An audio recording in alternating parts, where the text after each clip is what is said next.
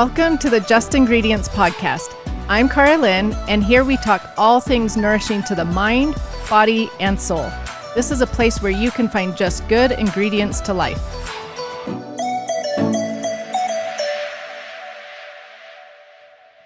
Have you heard about Met Naturals? We have all heard about CBD in its many forms, but how do you know the difference between quality? The difference begins at the farm with organic best practices and traceability from seed to shelf. Have you tried CBD? Many people have tried but didn't enjoy the experience or had an experience that they didn't feel anything. Love your CBD. Better yet, utilize it daily for ailments with pain, inflammation, anxiety, or sleep.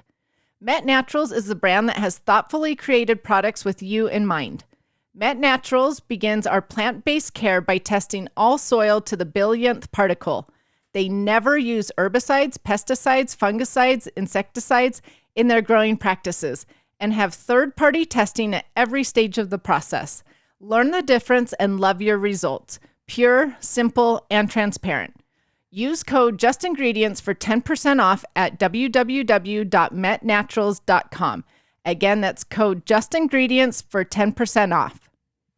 Melissa Taylor is a Reiki Master, yoga instructor, and a 2-time survivor of breast cancer. She excels at helping others find natural solutions for their health issues. Melissa brings awareness and balance within each individual to a higher level as she offers priceless tools for self-healing the mind, body, and spirit. Working with ordinary people of all ages and walks of life, her client list also includes professional musicians and professional athletes who have sought her expertise to help them bring balance and healing in their careers and personal lives. She believes the impossible is possible. Welcome to the show, everyone. I actually am really excited for today's guest because she is my good friend, Melissa Taylor. We actually met through Instagram, well, sort of through social media, but she actually lives nearby me as well. So she's amazing on Instagram, talks all about healing and energy. And she actually, like the bio said, is a 2-time breast cancer survivor. And she just is so inspirational.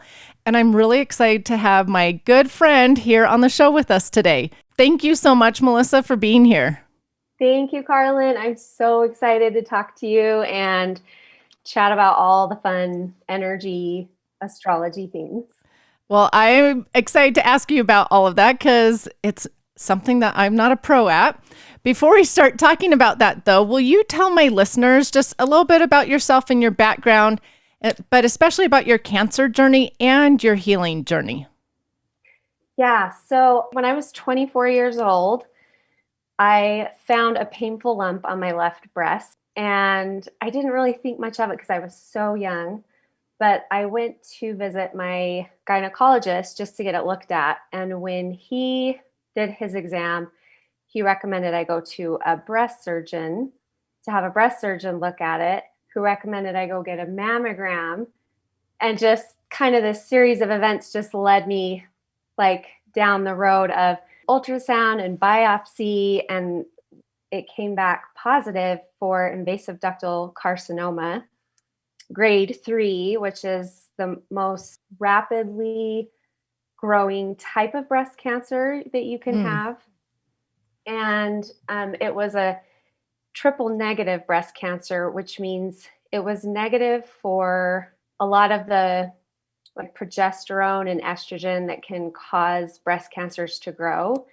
And so that left very limited treatment options because I couldn't do hormone therapy to slow down the growth. And so really I was left with surgery, a lumpectomy, which I had to remove the tumor, and then chemotherapy that I did 8 rounds of, and then radiation that I did for about 7 to 8 weeks, 5 days a week after that. And so that obviously rocked my body. I was 24 years old, just terrified, would do anything to save my life. I was under wonderful care of doctors. They were just wonderful. And then recovered from that. It was a really long road of recovery because those kinds of treatments, chemotherapy, it just really destroys a lot of your body because it's trying to kill the cancer.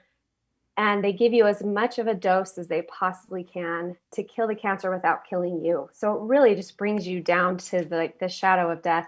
And so it took years to recover from that. Most people still have a lot of side effects from that type of treatment. I think I've been very lucky that I really don't think I have very many side effects. A little digestive, because it really does interrupt your digestive system.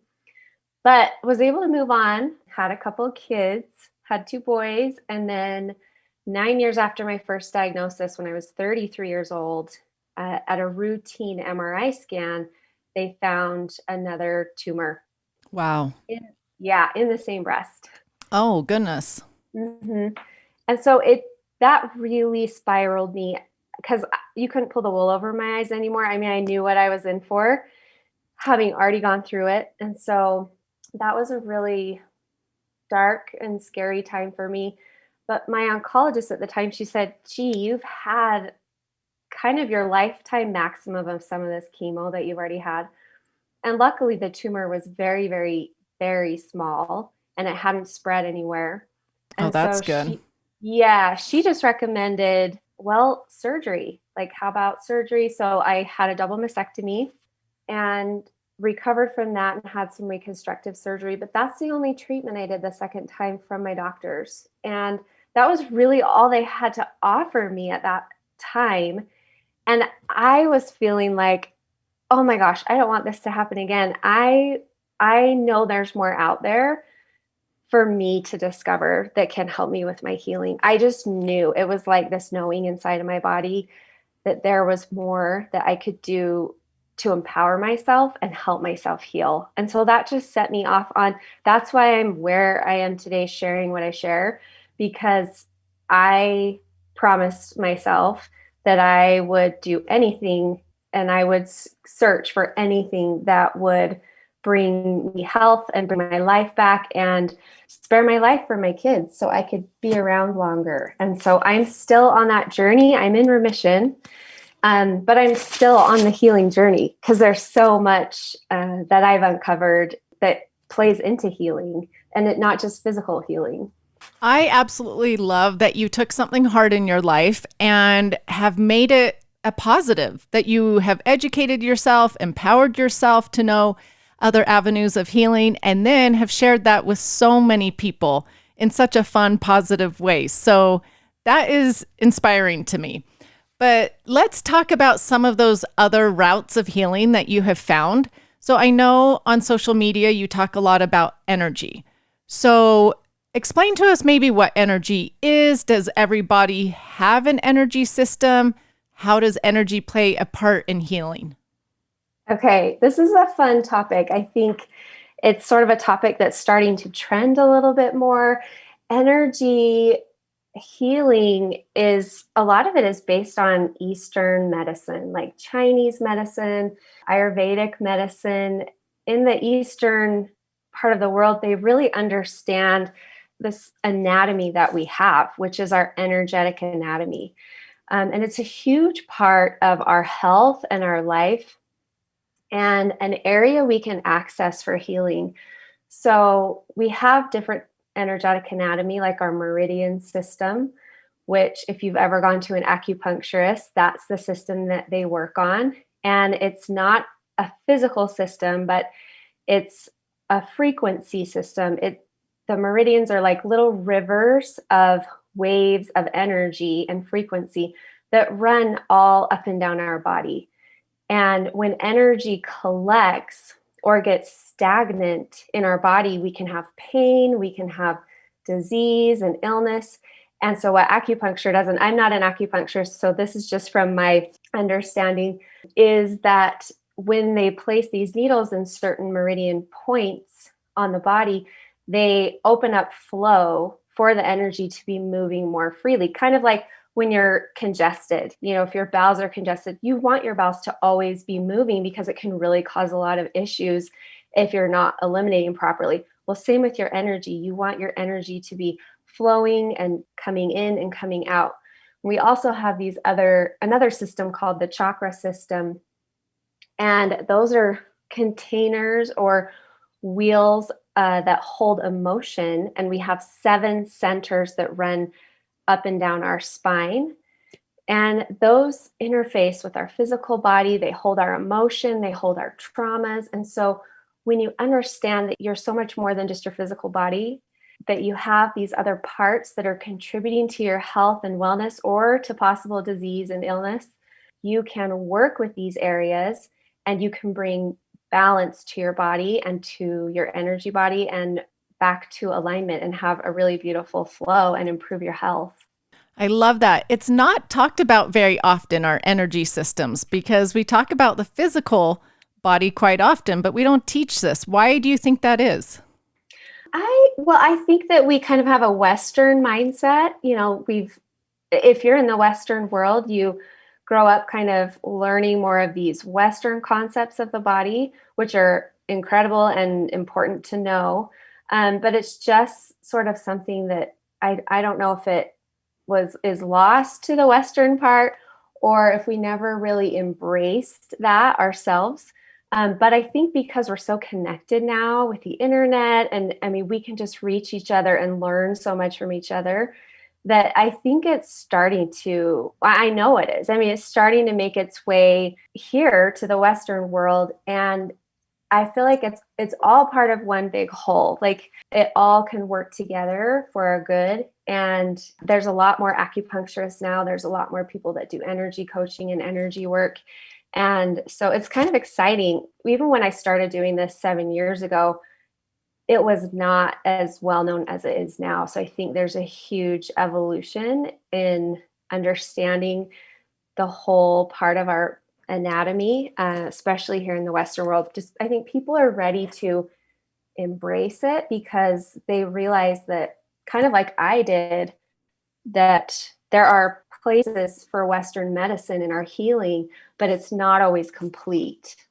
I love how you just said that. And I think it is becoming more and more trendy because of that. There is a place for Eastern and there's a place for Western. And I keep saying, like almost every podcast, we need to just bridge those two together. And so that's exactly what you're saying. Before we go on about other things with energy, I know some of my listeners might be wondering, because you live a very healthy life now, you're very healthy. So do you only focus on energy, or do you also focus on your physical health, meaning like what you eat and exercise, things like that? Yeah, I absolutely focus on my physical health. In fact, that's where I started right after my second surgery. When I was recovering from my second diagnosis of cancer, I started with food. That was the very first thing I started with.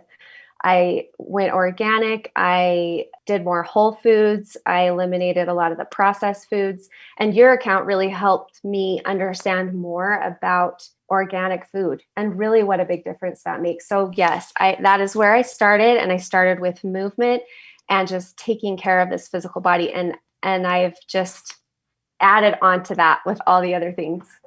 And what led you to search energy out of all the things you could have gone and searched for? Oh my gosh. Okay. Are you ready for this answer? Yep.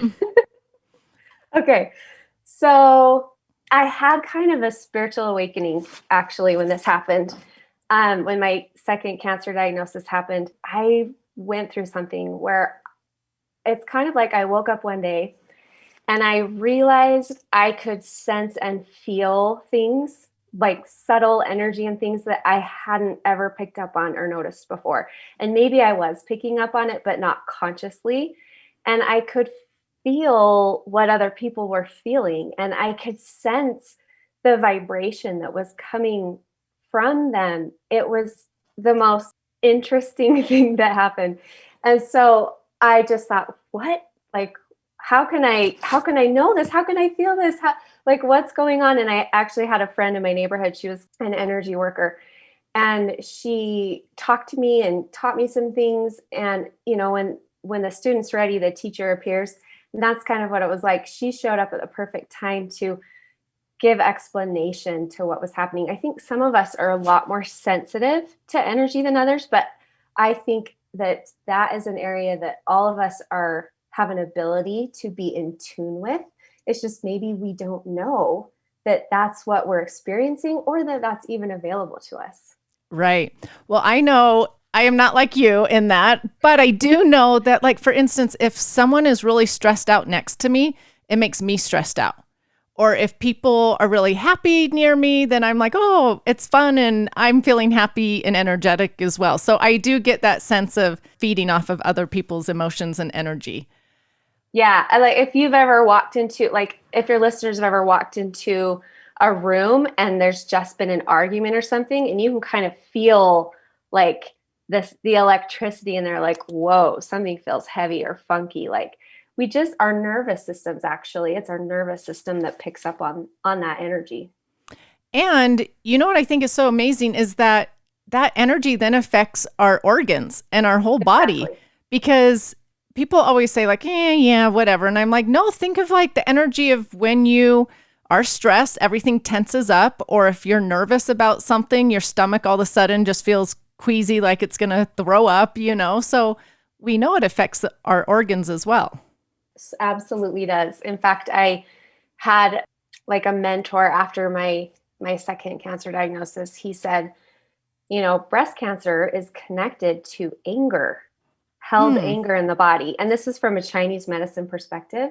And I kind of laughed at him. I was like, I'm not an angry person. And then I was like, oh, yeah, that's because I'm suppressing it.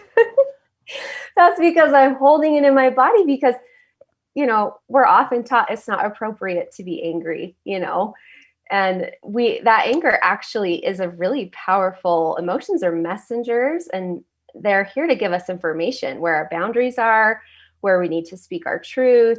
They're meant to move through us and express us. Emotion is energy, and it's meant to move through. And so if we don't allow that movement or that healthy expression, right? Not like working it out on someone else, but actually like acknowledging our body and what we're feeling, we will suppress that, and that will resonate, because it is a frequency. It will resonate with our body, with our physical body and our organs and systems and cells, and will, break it down. Well, and that negative energy will sit in our cells, correct? Yes. Yeah. Well, and I was just talking to my foot zoner that I love going to, that she was like, yeah, every organ has an emotion. So like you were saying, breast cancer is anger. The other organs have an emotion as well. That's right. Yeah.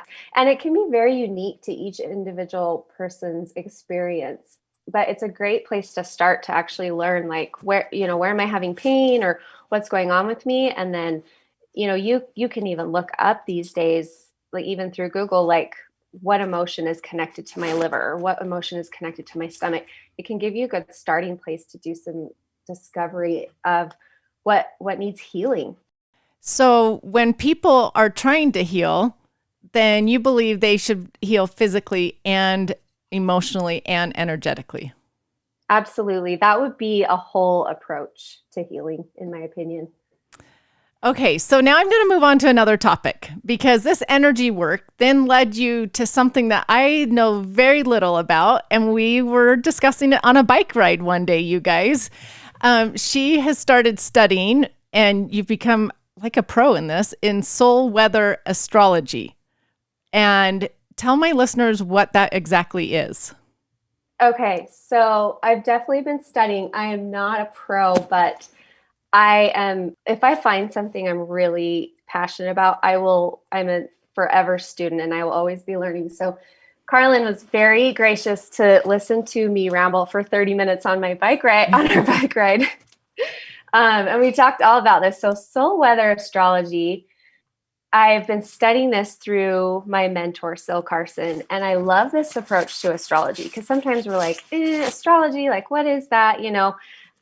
Is there truth to that? And it's a beautiful science. In fact, Ben Franklin called astrology a noble art. And I think it's kind of a lost science and a lost art, but it's understanding how the heavens and the planets and the constellations affect us on Earth. And depending on where their placement is, we will feel different effects on the Earth because of the energy exchange that happens from the heavens.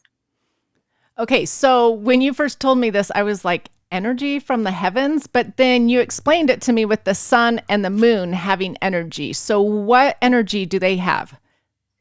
Yeah, so let's start with the moon because that's one that probably most people are familiar with. The moon has a really powerful energy that affects us on Earth. It affects our circadian rhythms that respond to the moon's cycle. It affects parasites. So parasites are actually more active and reproductive during the full moon because our bodies produce less melatonin. So the moon phases affect our melatonin production, which affect our sleep and our immune function. So our immune system doesn't fend off parasites as well. So our health can be affected by what's going on above us by the moon. The moon also increases serotonin, that feel-good hormone, and parasites. They love that. It helps them reproduce and get stronger. So if you ever want to do a parasite cleanse, a really good time to do it, you probably know this, Carlin, is during the full moon. Right. Well, and then also the moon, though, has effects like on the ocean, putting sometimes women into labor, things like that, right? Yeah, absolutely. So the energy of the moon pulls the ocean tides. And if you think about how much our bodies are made of water and the effect that moon has on water, we are affected by the moon. And women's menstrual cycles were also synced up with the phases of the moon before we even had artificial light. That's interesting. I do hear about that from, doctors that will talk about your cycle and the moon cycle. So interesting. Mm-hmm. Okay, what about the energy from the sun? So the sun, if you just think about how you even feel when you're in the sun, like it affects us on an emotional level.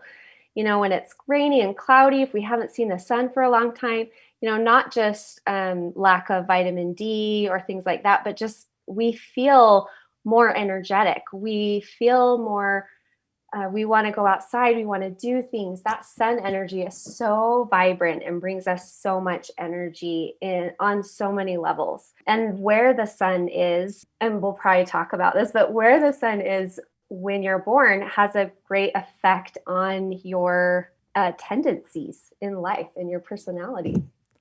That is interesting. We are going to talk about that. But first, another thing about the sun, like when I just go sit out and feel that warmth, oh, it just feels amazing sometimes. And so that is the energy from the sun, that warmth. Yeah, we are cyclical beings and we respond to what is happening above us. If it's sunny, we go outside. If it's rainy, we stay inside or we get an umbrella, make our choices based on what is happening outside and above us so much more often than maybe we realize. Yeah, that warmth it's really healing. Like it's healing on a chemical level with vitamin D and all those things, but like it really is healing to the soul to be in the sun. Yeah, I'd agree. Okay, going back to what you just previously mentioned about where the sun is in the sky to give you certain personality tendencies, that is part of the natal chart, correct? Yes. Okay, so let's explain to people what a natal chart is. And a natal chart is part of the soul weather astrology, correct? Absolutely, yeah. So a natal chart is a 360-degree snapshot of what the heavens looked like, what the stars and the planets in our solar system, and the 12 constellations that are beyond our solar system, where all of those were in the exact moment that you were born and took your first breath. Okay, so that's interesting. So I assume you just put in like the internet these days, your time of birth, your day, your year, and it shows where all these constellations, planets, sun, moon were when you were born. So I understand that part, but then that somehow is supposed to give us different personality traits? Yes. So it's really beautiful when you think about it. If we understand that everything is energy, everything has a radiation of energy. The moon has a different energy than the sun, like we talked about. All the planets have their own frequency or radiance that they emanate out that has an influence on us. So where they are placed in the sky at that exact moment, when you took your first breath and you inhaled, you breathed in all that energy into your body. And so what is above is now below, and you are microcosm inside of this macrocosm that is above you. And it's like a map for your life. It's a mirror and a reflection of you. And it's really a celebration of you. And so each of the zodiac constellations, and your listeners, I'm sure, are familiar with them. If you know your sign, like if you're a Leo or a Pisces or Scorpio, those are the zodiac constellations. And there's 12 of them that are outside of our solar system. And where the planets are in relation to those have a direct effect on us and our lives. Okay, so let's actually give an example, because you actually did my natal chart. You typed in my date and time and everything. So maybe let's just talk about like where my sun was placed when I was born. This was so fun to pull your chart up. Every time I pull someone's chart up, I almost get emotional because it's like I'm looking at them and I'm looking at all they wanted to learn. I'm looking at their gifts. I'm looking at their purpose. I'm looking at the things that their soul wanted to understand and experience to evolve. And so we pulled yours up, and your sun is in Leo. So that means your sign is a Leo. And where the sun is placed, the sun is our identity. It's our core. It's how we express ourselves. And your sun being in Leo, the constellation of Leo, the temperament of Leo is Leo loves to shine. Leo is really good at shining. Leos are very optimistic and generous, and they're very magnetic. They don't mind being the center of attention, generally. Now, there's other planets, right, that are also affecting our personality. But in general, if you have a Leo sun sign, that describes kind of your tendencies. And it was really cool because your sun was in Leo. So like comfortable shining, comfortable being in the spotlight. But it was also in the section of the sky that represents your career. Oh, that's so interesting. Yes, really fascinating. The sky is sectioned off into 12 sections or houses. And so where the planets are, what constellation they're in, and what little section they're in, that's where that energy will show up in our life. So as I'm looking at that with you, we were able to see that your sun is showing us that you shine and express and feel confident in your career. And it's also the most public part of you. Like it's where you will be most well known. And so that's so interesting, huh? Yeah, right? Really interesting. Okay, so on this natal chart, I should tell people it's circular, and that circle is divided up into 12 categories, or you call them houses. It's 12 different parts of the sky. What are maybe some of the other 12 sections of that circle? So there's a house of communication. And so whatever's in that section of communication is how your tendencies and your temperament and how you express and learn and analyze and communicate. There's a section for home and how we feel and express in the home. There's a health section. There's one-on-one relationships. So there's several different areas where these personality traits really love to show up. So your sun might be in one of the 12, your moon can be in one of the 12, then the different stars are in one of the 12, right? Yeah, the different planets like Uranus, Saturn, Jupiter, Mars. Yeah. Oh, it's the planets in the different 12.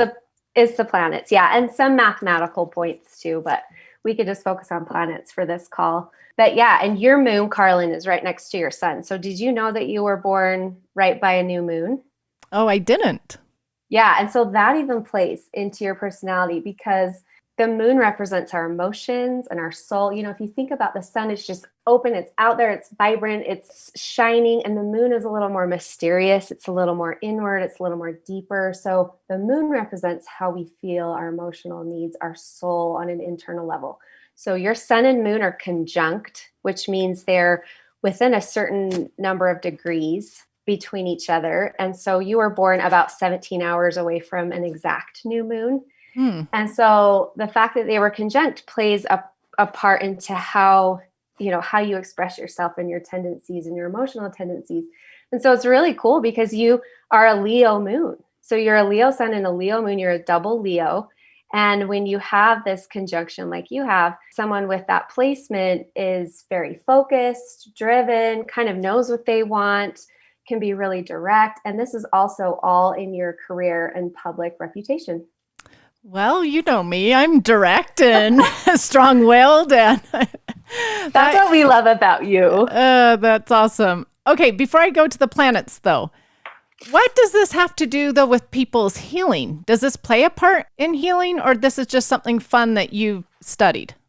This is my favorite part, Carlin, is the healing aspect. Because when you look at your natal chart, it's a way to understand yourself in a way that you never have. It's very empowering and validating. It's almost like permission to be who you really are. Because sometimes we hide our light.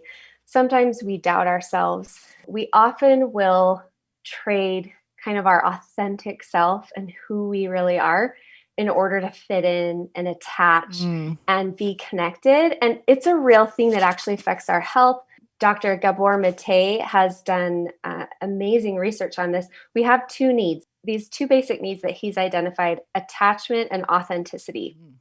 And in order to feel attached to our parents, to our siblings, to our peers, we often have to sacrifice our authenticity. But over time, that can break down the body because we're actually not living in our truth. And so when you are able to view yourself through the eyes of the heavens and see these gifts that you have, these beautiful personality traits, these things that you came here to express, you can really claim them as your own and own them and live more in your power and in your truth and in your authenticity. And then you can show up as the person that you came here to be for yourself and for others. And so it's incredibly healing, I would say, mentally, emotionally, and physically. It's an opportunity to fully embrace all parts of yourself. Wow, I love that. Something about you that maybe my listeners have caught on. You are very in depth with your thoughts and healing and emotions and things like that. And this just shows it. This is something that people can really ponder about. A lot of people probably don't even think about this. And after that bike ride, I started thinking about that. Like, what is my true authentic self? And am I my true authentic self? Or do I change to be attached to someone? Exactly. And it's beautiful to see that you are living the energy in a really empowering and in a way that is helping others, like by shining in your career and, blessing the lives of others with this knowledge and information that you have. Like, you are living what we're seeing in your 12th house. It's so cool to see. Okay, so that just made me think of something. What if someone has this natal chart done and they're not living what their energy says are their traits? So we are always living that energy, but we are either living it karmically or dharmically. Okay, so karmically would be like, rather than being conscious of our actions and intentional in choosing what we're doing and being proactive and trying to grow and progress, we're kind of just letting the energy work us over, and we're really unconscious and we're not aware of our actions and we're not acting from integrity or intentionally at all. We're just sort of like living it. And there's no good or bad, right? It's how you choose to live. It's how you choose. Do you choose to live in a more self-aware, conscious way? Or do you just kind of want to let life happen to you? Gotcha. And then the dharmically would be, we have this understanding of who we are. We have this self-awareness. We have this pull and this draw to teach and to share our gifts and to grow and evolve. And we seek for ways to do that. And we do it with intentionality and with consciousness, which, you've done with your career here.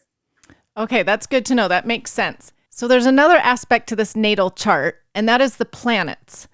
And something that I've been seeing a lot on social media lately are things like people talking about the Pluto return.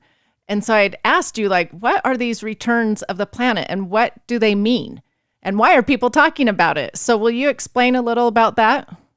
Okay, so every planet starts out at a specific point in the sky on our natal chart. And we look out at our natal chart as though we're looking because we're looking out from Earth. So it's going to rotate around that circle all the way around. And depending on how far away it is from us in the solar system, it could take longer or shorter. Now, Pluto takes about 244 years to fully orbit all the way back to that point in the sky that it was at the very beginning point of the natal chart. So no one in their lifetime will experience a Pluto return, but countries do, because countries have a birth. So there's a natal chart for countries as well. If you wanted to pull up, if you knew the time and the day and the location of when a country was born. And so everybody's talking about the Pluto return because Pluto is almost to its exact degree of where it was when the United States was first born. And so we're actually having our very first Pluto return.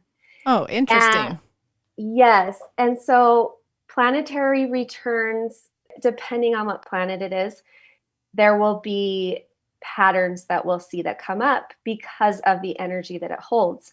And Pluto is the planet of death and rebirth and transformation and generational healing. So what we're seeing when Pluto's coming back to that same degree in that constellation of Capricorn is we're going to see some death and rebirth, some transformation of our country. And it's in Capricorn, which is in the sign of government. And so, and this type of return, the Pluto return, we can feel the effects of it for about a decade. So it's not like this overnight, even though it will hit that exact degree actually 3 times this year, because it's going to go into retrograde, which means from our perspective on Earth, it looks like it's going backwards. And so it'll hit the degree, it'll hit the point 3 different times. So we get 3 Pluto returns this year. We've already had one, which was the same time that Russia invaded Ukraine. Was interesting. around the same time as that first Pluto return. And so what it means is that we're going to be seeing some transformation, some death and rebirth, maybe some generational healing. And the pattern of the Pluto return for other countries that have had their Pluto returns before, they've been associated with, famines and the fall of empires and civil war. And so it's kind of an upheaval. And, soul weather doesn't predict anything. It just gives you the energy and the tendency and the temperament. So what our Pluto return really is going to look like, we won't know until we're through it. But we can know that it will be a transformative process for our country as a whole. That is so interesting. So when are the other 2 Pluto returns? Do we know? Yes. So July 11th this year, and then December 28th. Oh, that is so interesting. So do the events happen on that date? No, just around that time. Not necessarily, but sometimes they do. So it just kind of depends. It's an overall feel. And since Pluto takes such a long time to return, and it's such a big process for that Pluto return, it's like a 10-year window of really feeling the effects of that. But things can happen on the exact date as well. So let's talk about the planets that actually we will see returned in our own lifetime. Are there some? Yeah, so Saturn is one of my favorite to talk about. I think we talked about this on our bike ride. The Saturn return happens we'll say about every 30 years, about 27 to 29 years, you have your Saturn return. So most people, if they live an average long life, will have almost 3 Saturn returns. And the Saturn return is connected to, each time Saturn rotates around that 360-degree circle in your natal chart, you're experiencing life, right? And the first orbit that Saturn makes, you're experiencing things on an emotional level. And then the second time Saturn comes back around, it's going over all those same areas. So you will see similar patterns show up in your second round of Saturn orbiting that you experienced your first 30 years, only you'll be understanding and experiencing them from a spiritual level. And then the third time Saturn goes around, you'll be experiencing those same similar patterns on a philosophical level. So this is where healing comes into place. I am 41. And so where Saturn is right now, I'm experiencing the same or similar patterns and energy that I experienced when I was about 11 years old. So, what was coming up for me when I was 11? I was getting bullied really bad at school, and it affected my self worth. So, now that I'm an adult and I have tools and I understand healing, I'm approaching those same things and patterns of self worth, but with a more zoomed out perspective, more of an awareness, more maturity, and on more of a spiritual level. And I'm able to go back and attend to maybe some of those wounds that I experienced as a young child and really do some deep healing there. That's fascinating. So if people went through trauma in their first 27, 28, 29 years, then when they go through, Saturn goes through again, they may approach that trauma with a spiritual understanding of maybe so many things: forgiveness, patience, truly understanding it, empathy, things like that. Absolutely. Yeah, it's an invitation to really revisit what parts of you need healing from that more mature self of you, kind of almost parenting that inner child. And you can do this work anytime. You can do that inner child healing of trauma anytime. But it might be a little more potent for you and a little more on the surface for you, depending on where Saturn is, which is an invitation to really heal. And that's exactly what happened to me last year. I was so unconscious to my patterns that were happening last year. And I really believe that understanding my Saturn return really brought me awareness of, oh my gosh, where have I felt this before? Where have I experienced this before? Well, this was when I was in fourth and fifth grade, and I was really struggling with being bullied. And I realized that the experiences I had then affected how I behaved now in unhealthy and unconscious ways. And having that understanding allowed me to really see that when we have awareness of these unconscious patterns we have that maybe aren't healthy, like maybe staying in victimhood or things like that. Once you have awareness of that, you actually have more choice and agency to choose, okay, do I want to stay here? And it doesn't mean it doesn't take work to move through that energy, but you can't change or heal anything that you are not aware of that is actually happening. So it was really powerful for me to experience that with my Saturn placement. That's really interesting because inner child therapy work is a very common practice. And so now we're talking about that, but adding another dimension to it.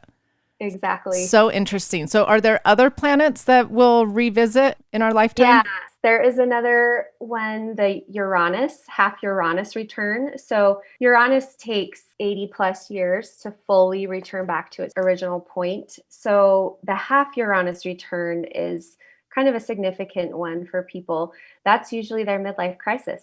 Hmm. So when Uranus is in the halfway point of its orbit, then the planet Uranus is the planet, it's the awakener. It shakes things up. It does things its own way. It's associated with surprises. And so when it hits that halfway mark, we kind of wake up and we're like, okay, who am I and what am I doing? And it's actually an opportunity for you to look at your life and see what you've created so far. And if you like it, you continue. And if you don't, you may feel that inner struggle within, like, I don't feel aligned with who I am or what I'm here to do. And I want to create something different. So it can be a little unsettling. At Uranus is kind of shaky, and we can feel like, I don't feel grounded, or I don't feel myself. But it's really kind of opening you up so that you can really take a look at your life and see, do I like what I've created, and do I want to change anything? So are we talking like in our 40s, early 40s, and maybe being like, what career am I in? And why am I doing this? I don't like this. I want to switch.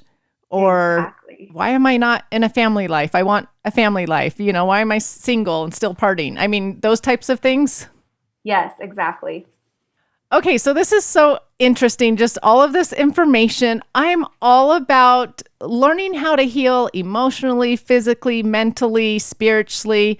And so I love that this is just another alternative method of healing that people can look into if they're interested. So thank you for sharing all of this information with us. If someone wanted to figure out like their soul weather astrology or natal chart, I should say, where would they go to? So if they want to look up their natal chart, They can go, there's an app called Time Passages app, and you need to know your birth date, the location that you were born, and also the time to the minute that you were born, because these charts are very exact. It's a science. And so if you know those three things, then you can put that in and it'll bring up a free natal chart for you. And it will explain your sun sign and your moon sign and what's called your ascendant or your rising sign. It will give you a deeper explanation of those three, but it'll also pull up that circle that we talked about, that 360-degree circle, where you can see where each planet was in the sky when you were born. Okay, perfect. So where can my listeners find you? And just so my listeners know, you're not just all about astrology on your social media platforms. You're a lot about healing, energy work, things like that. So where can they find you?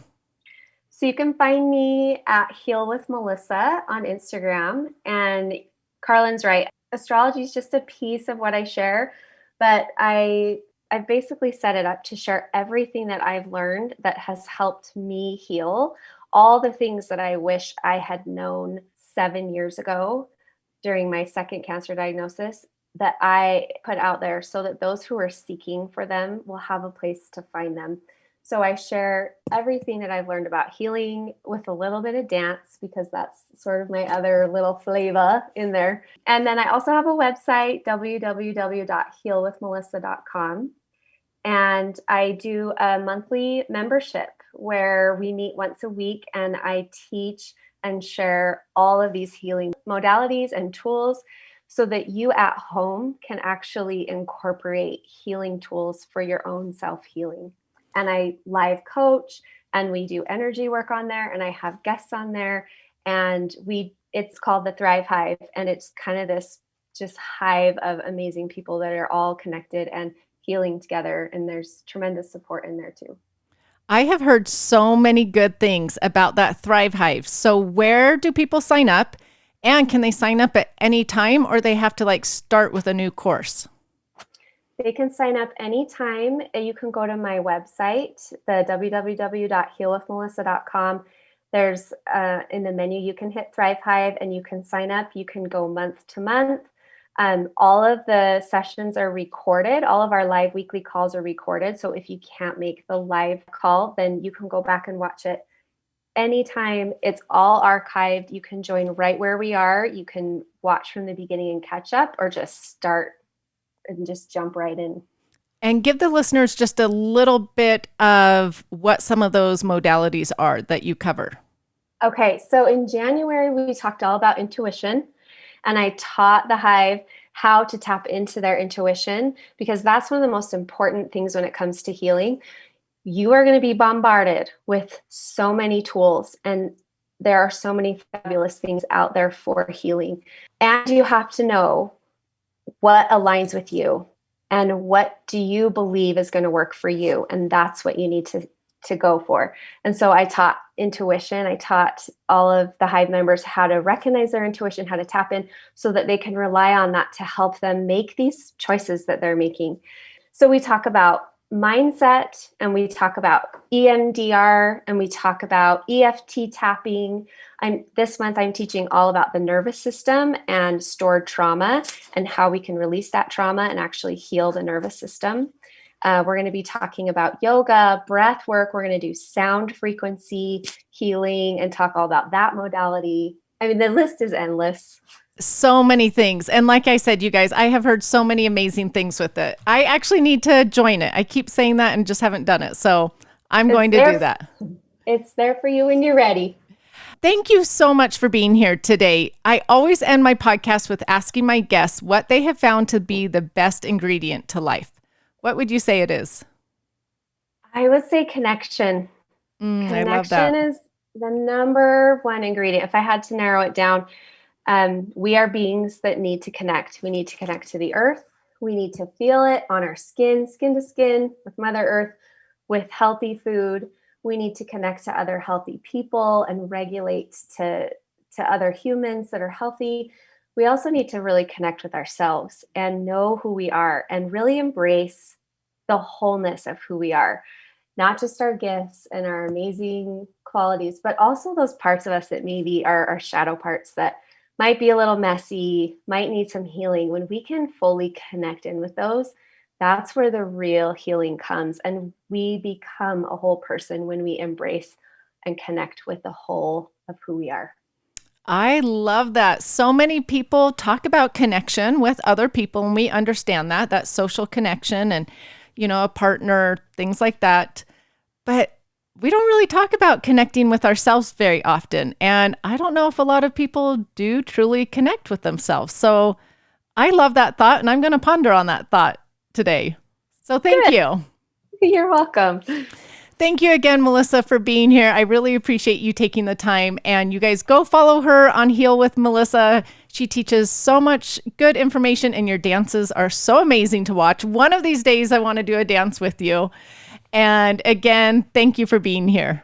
Thank you so much, Carlin.